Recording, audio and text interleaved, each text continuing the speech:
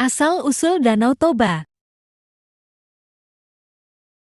Hai, selamat datang di Dongeng Valencia. Jangan lupa like dan subscribe ya. Dahulu kala, di sebuah desa di Sumatera Utara, hiduplah seorang anak muda seorang petani bernama Toba. Toba adalah seorang pemuda yang rajin dan jujur. Setiap hari, ia bekerja keras di sawah untuk menghidupi dirinya sendiri. Suatu hari, ia pergi memancing di sungai dekat desanya. Ia melempar pancingannya ke air dan menunggu dengan sabar.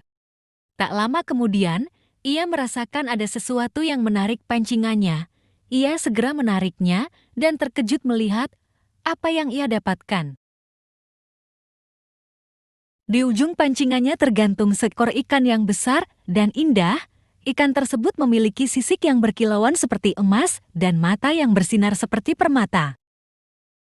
Namun, yang lebih mengejutkan lagi adalah ikan tersebut bisa bicara. "Jangan bunuh aku, wahai manusia," kata ikan tersebut dengan suara lembut. "Aku bukanlah ikan biasa, melainkan seorang bidadari yang dikutuk oleh dewa karena melanggar aturan surga. Aku akan memberimu apa saja yang kau inginkan asalkan kau melepaskanku." Toba merasa iba mendengar permintaan ikan tersebut. Ia pun melepaskan ikan tersebut dari pancingannya dan membiarkannya kembali ke sungai.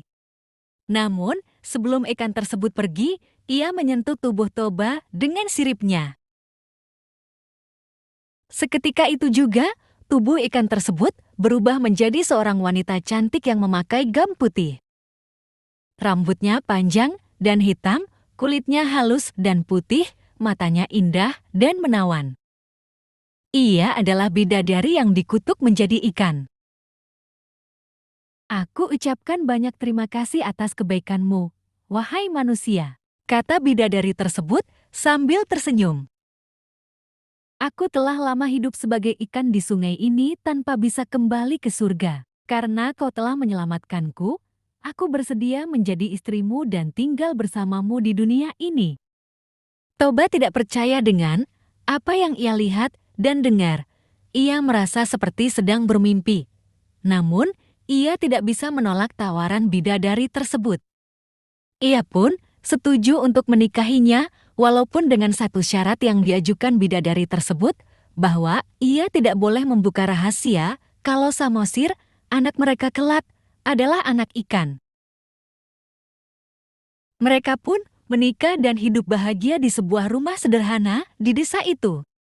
Bidadari tersebut sangat baik hati dan penyayang. Ia juga memiliki kekuatan ajaib yang bisa menyiapkan segala makanan dalam sekejap di meja makan. Beberapa tahun kemudian, mereka dikaruniai seorang anak laki-laki yang mereka beri nama Samosir. Samosir tumbuh menjadi seorang anak yang tampan dan cerdas. Namun, sayangnya ia juga memiliki sifat pemalas dan nakal. Ia sering membuat ulah dan tidak mau membantu orang tuanya. Suatu hari, ibunya menyuruhnya untuk mengantar makanan untuk ayahnya yang sedang bekerja di sawah. Samosir pun membawa keranjang berisi nasi dan lauk pauk ke sawah. Namun, di tengah jalan, ia merasa lapar dan ingin mencicipi makanan tersebut. Ia pun membuka keranjangnya dan mulai memakan nasi dan lauk pauk dengan lahap. Ia tidak peduli bahwa makanan tersebut adalah untuk ayahnya, ia hanya memikirkan perutnya sendiri.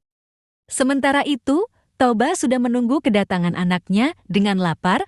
Ia berharap anaknya segera datang membawa makanan untuknya. Namun, setelah lama menunggu, ia tidak melihat bayangan anaknya sama sekali. Ia pun merasa curiga dan khawatir. Ia berpikir mungkin ada sesuatu yang terjadi pada anaknya. Ia pun meninggalkan sawahnya dan mencari anaknya di sepanjang jalan. Tak lama kemudian, ia menemukan anaknya yang sedang duduk di bawah pohon dengan keranjang kosong di sampingnya. Ia melihat wajah anaknya yang kenyang dan senang. Ia pun marah besar. "Dasar anak ikan!" teriak Toba kepada Samosir. "Kau telah memakan semua makanan yang seharusnya untukku. Kau tidak tahu berterima kasih kepada orang tuamu. Kau tidak tahu malu. Samosir terkejut mendengar kata-kata ayahnya.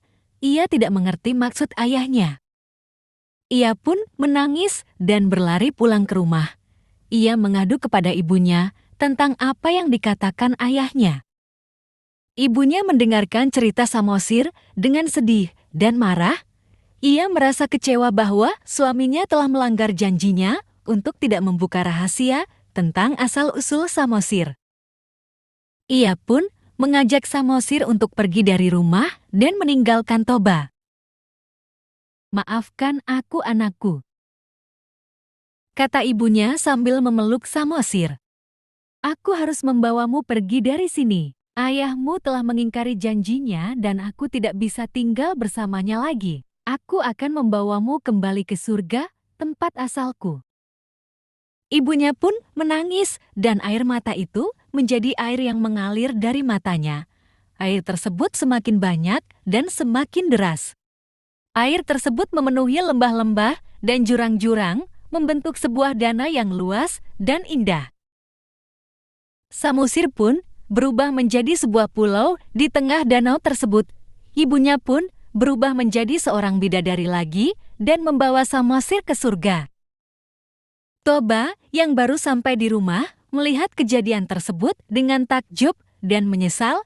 Ia menyadari bahwa ia telah membuat kesalahan besar dengan mengatakan rahasia tersebut kepada anaknya.